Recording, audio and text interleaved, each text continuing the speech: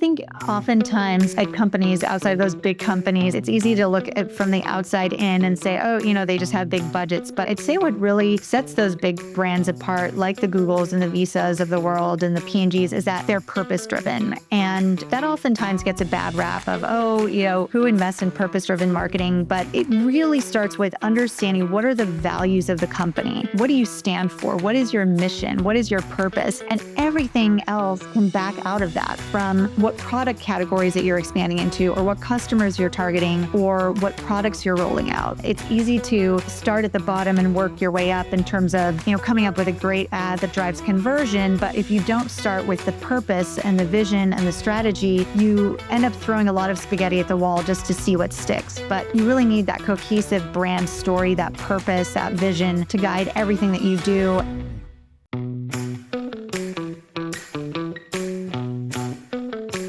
Welcome to In Other Words, the podcast from Phrase, where we speak with business leaders shaping how organizations grow, adapt, and connect with their customers around the world. I'm your host, Jason Hemingway, and I'm CMO at Phrase.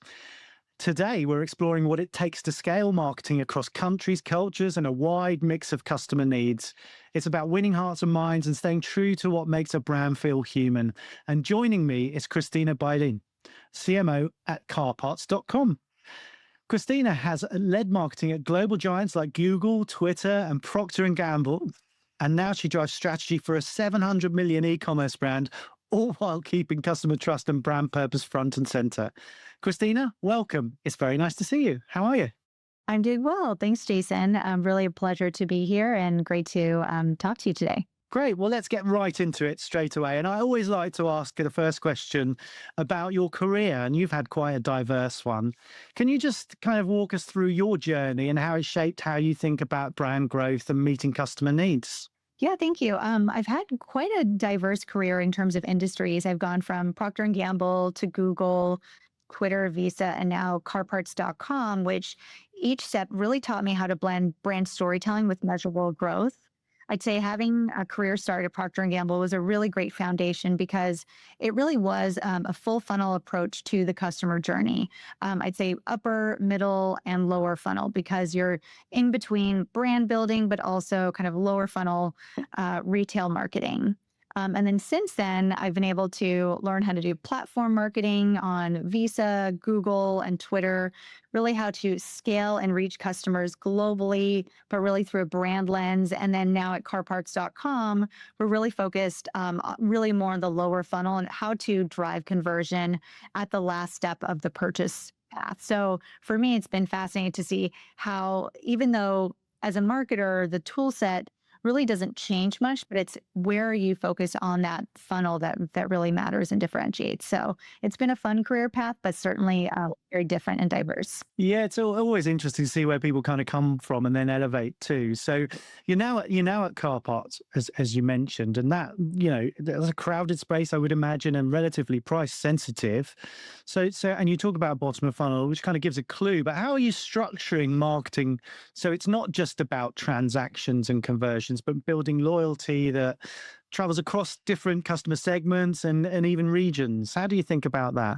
Yeah, I mean, that's where I've really been able to pull from my background, in that when I first joined CarParts a year and a half ago, we were focused primarily on the lower funnel. There hadn't been much brand building or retention marketing or really loyalty building efforts. And so the last year and a half has really been focused on revamping and totally transforming marketing, starting with building out customer insights, target segments, really starting with the customer and figuring out how do we meet them where they are along their journey, well ahead of them even thinking about buying a car part. So expanding into social media, expanding onto Reddit, really going into CTV, blogs, investing in really the brand strategy for the first time, and then also working on building out a brand architecture that works to support the brand and its developments. We had over 18 different private label brands when I started. We've now really narrowed that down to 3. And so really trying to build a repetition and pattern over time in the minds of consumers in a way that speaks to their needs, but also is fun and differentiated for CarParts.com. Yeah, it's interesting, isn't it? I mean, and that sounds like a total transformation of kind of where you were thinking, albeit you often talk, and I've listened to you before about that kind of idea that brand and performance marketing, as we kind of often call it, aren't in conflict. So talk us a little bit through your change agenda and where you've seen them work to deliver both short term and that long term brand strength, especially in the context of reaching new customers or markets. Yeah, I'd say it all starts with knowing the consumer and rooting everything that you do in data.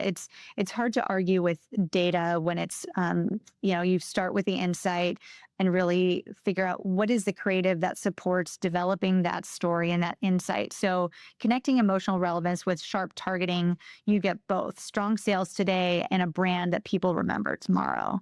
Yeah, I think that's interesting. And you start with the insight, and I think that's often a thing that people forget, or it's easy to forget. Is that you've got to start with what's the customer need and what's happening at the beginning, of that cycle. So you can build the kind of messaging, the positioning, and everything you need to do on that customer insight. And that's an absolutely fantastic way of thinking about it. And then when you've got that kind of stuff. You've often described also the CMO role as a kind of a conductor of an orchestra, which I think as a fellow CMO, I completely understand because there's so many, channels, ideas, different teams, and even having to find budget for all these different things. How do you sort of approach that when you're trying to scale, especially kind of, maybe your career thinking about international markets as well, how do you keep everything aligned while you're trying to scale? Yeah, great question. So, yes, it's being the conductor of an orchestra, but it's also being a great partner to your CEO, to your CTO, to your CFO. I think of one of my primary jobs is really working closely hand in hand with them to figure out what are the business goals? What are we trying to achieve this year in the next 3 months? And then how do we back out from that into tangible results that we want to build for marketing. So, are we trying to grow certain segments? Are we trying to grow into certain markets? Are there certain categories that we're expanding into? So, it's really about orchestrating data, creativity, and budgets so that teams can stay aligned globally while feeling empowered locally. You have to start at the top with a global insight and then figure out how it fits into kind of a localized, personalized level. That's something that we're really focusing on is not just, what is the global aspect, but then how do you take that and really develop targeted messaging at the email, SMS, and push level?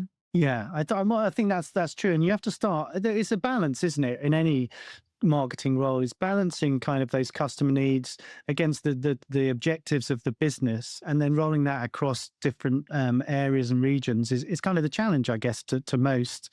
And if you step back a little from your career and you look at some of the other brands, like Google, Visa, P&G. What stands out to you about how they approached growth and brand building across markets? It's a two-part question. And what from those experiences you've had, what lessons did did that form that you then take into what you're doing today? I think oftentimes at companies outside of those big companies, it's easy to look at from the outside in and say, oh, they just have big budgets. But I'd say what really sets those big brands apart, like the Googles and the Visas of the world and the P&Gs, is that they're purpose driven. And that oftentimes gets a bad rap of, oh, who invests in purpose driven marketing? But it really starts with understanding what are the values of the company. What do you stand for? What is your mission? What is your purpose? And everything else can back out of that, from what product categories that you're expanding into, or what customers you're targeting, or what products you're rolling out. And that's something that I've tried to bring to CarParts.com. It's easy to start at the bottom and work your way up in terms of coming up with a great ad that drives conversion. But if you don't start with the purpose and the vision and the strategy, you end up throwing a lot of spaghetti at the wall just to see what sticks. But you really need that cohesive brand story, that purpose, that vision to guide everything that you do. And it then clarifies and makes everything easier in terms of what you focus on and what you choose not to focus on. Yeah, and you talk a lot about that idea of marrying the kind of heart and data. So I guess the purpose side is some of that heart, that heart side, and then this data. So when you're I often find, lots of people talk about purpose, and then we are always under pressure to deliver ROI, especially, in lots of cases across international markets. How does that look practically when you've got very different kind of customer triggers? How do you think about that? Yeah, I mean, I think again, you still want to start with that overarching purpose, and then I call it marketing 101. It's coming up with your positioning statement, but then the reasons to believe might be different. That's where testing comes into play. One of the things that I've done and that I encourage all marketers to do, or all businesses to do in general, is do some sort of testing, whether that's consumer insights groups or online testing. There are really great platforms like a test is one that we use, where you can within 2 days get a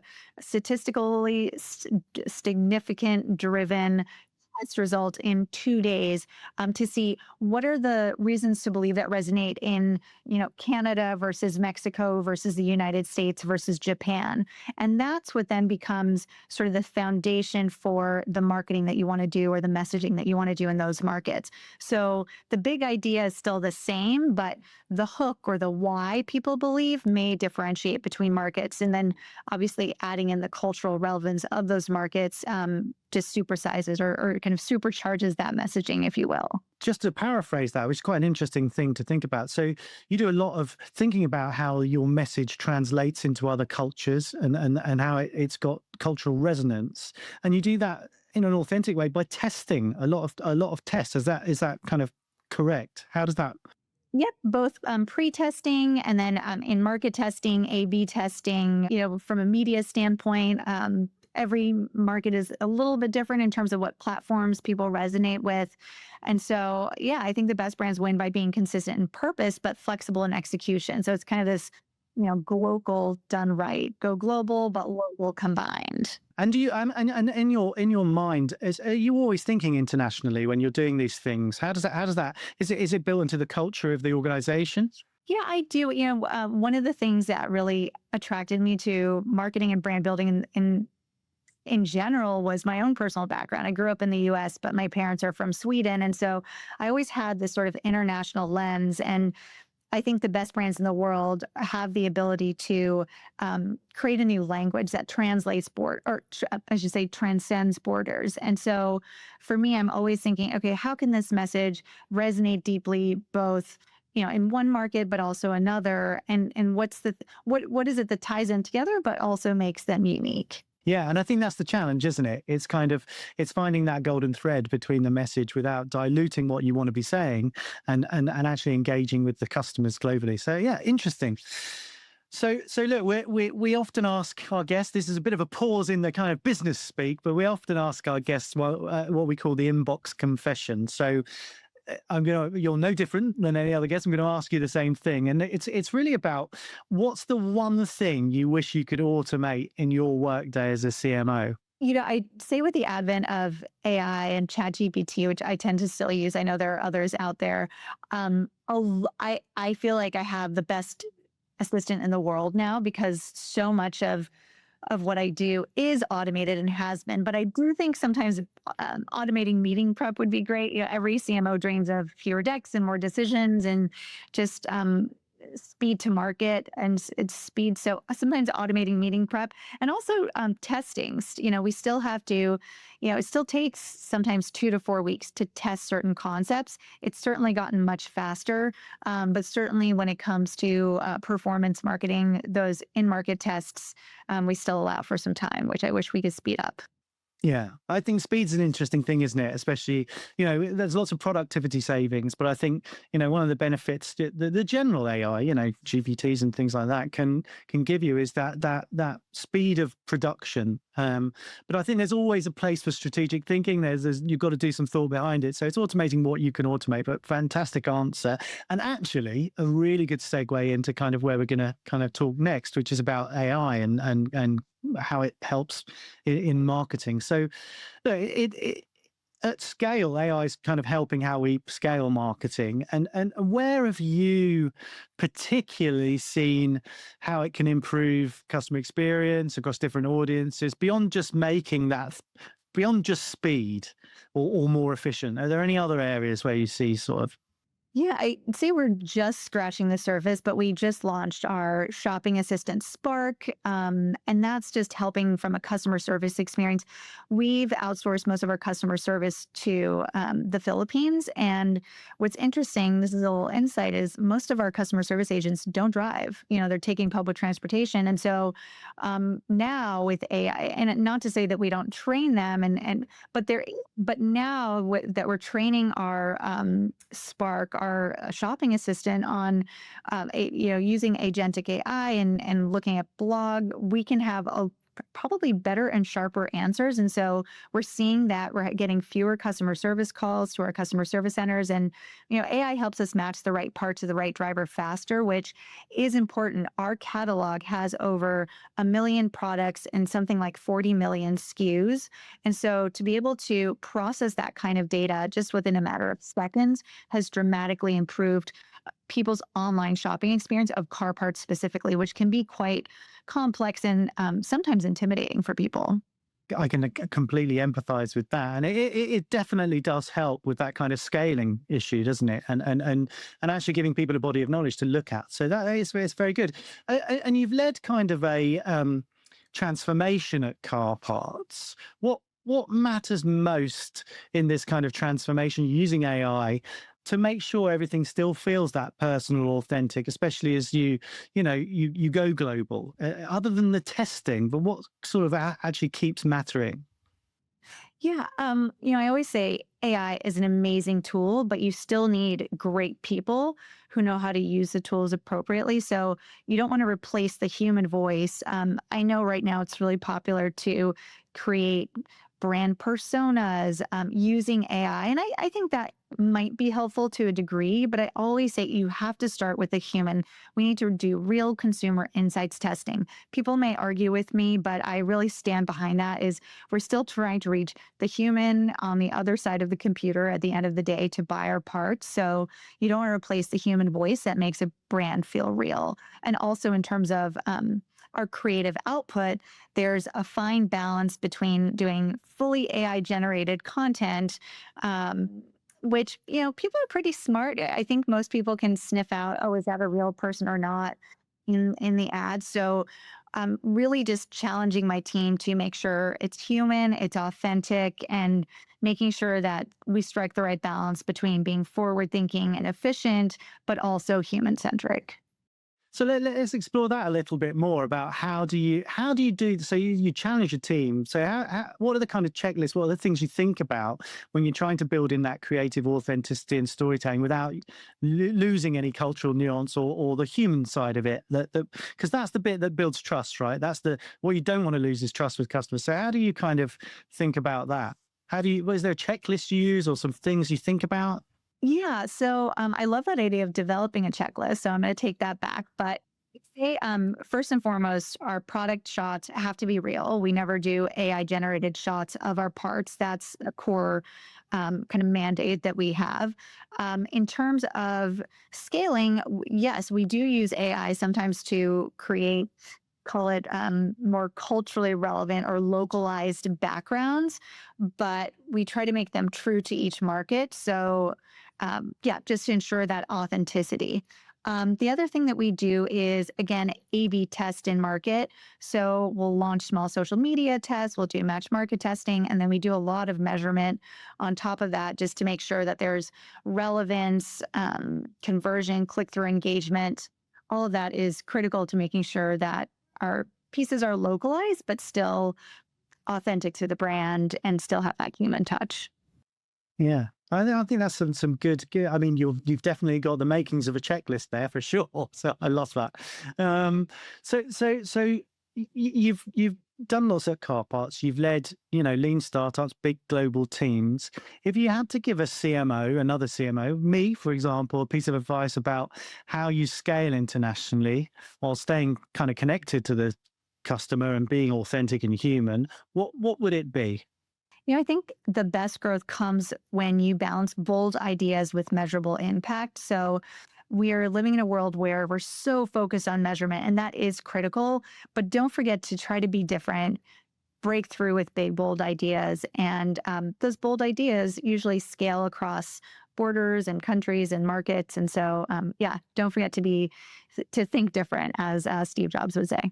Yeah, no, I think that's good advice. I think one of the problems with the growth in the kind of performance marketing focus is that you lose some of that boldness, the ability to be boldness, and you mustn't just sort of focus on the numbers in the dashboards and try and have those bold ideas, because they're the things that cut through. They're the things that build connections, aren't they? Yeah.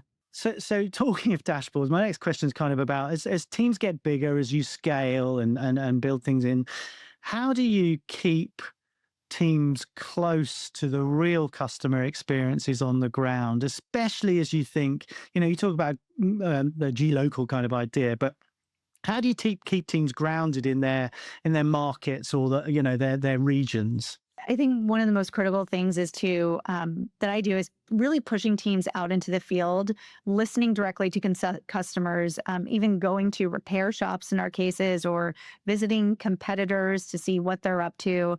Insights don't live in spreadsheets or just online databases. They're out in the real world, especially when it comes to something as tangible as car parts, something that you're using every single day. And so, listen directly to customers, listen to your own experiences, and get out there, go to conferences, all of that. I think, yeah, listening is a good one. And it sounds like, from our very beginning of the conversation, it said that you're very focused on that customer insight, but marrying that insight that can be, you can develop that from research, but actually getting firsthand insight is really important, isn't it? Absolutely. Cool. So let's just shift back a little bit to that AI kind of idea. And I know we talked a little bit about how you used it and what you're doing at CarParts, but how do you see it changing? If you take a level up, and how do you see it changing marketing for brands trying to scale internationally? Is it mainly about tailored personalization, or do you think there's another different big shift that's coming? What's your thoughts on that? Gosh, I think it's going to impact most of the areas that we're working in, whether it's, we talked about going to market faster, being able to process data more quickly, whether that's, we're building agentic AI media models. And so looking at market data to figure out what's the best media strategy in this market, and how do we spread our budgets to scale more efficiently and drive better profitability. Other areas are creativity. We've already talked a little bit about that, but being able to develop creative that's balanced with that human touch a little bit faster. So I think it's speed to market. It's the ability to process data without necessarily having to go into and investing a ton of time in those markets. You can probably do a lot more, a lot faster. And we're starting to see that. It's just the scale, the speed, and honestly, keeping up with the competition. I think that's interesting, isn't it? It can be a competitive edge to do all of these things and harness it, and you don't want to get left behind. Just a sort of a supplemental question to that is, do you provide your teams with time to go and experiment, to go and test, to go and do stuff? How do you work that into the kind of day-to-day that everybody has to do? I'm asking because I find it always a challenge to give people enough time to go away and do that research without, the plane's got to keep flying. I'm happy for you to go and experiment, but we've got to do the day job as well. Yeah, I've always followed a rule of thumb, and maybe this is something I learned at P&G back in the day, but earmarking about 10% of the budget for testing. Obviously that varies depending on what your focus is, but I always try to keep that in mind. I say now more than ever, testing is critical because AI isn't fully developed. We're all still testing new tools. And so, people come to me and say, what's the one thing that my team wants to learn? It's AI. Okay, well, what area?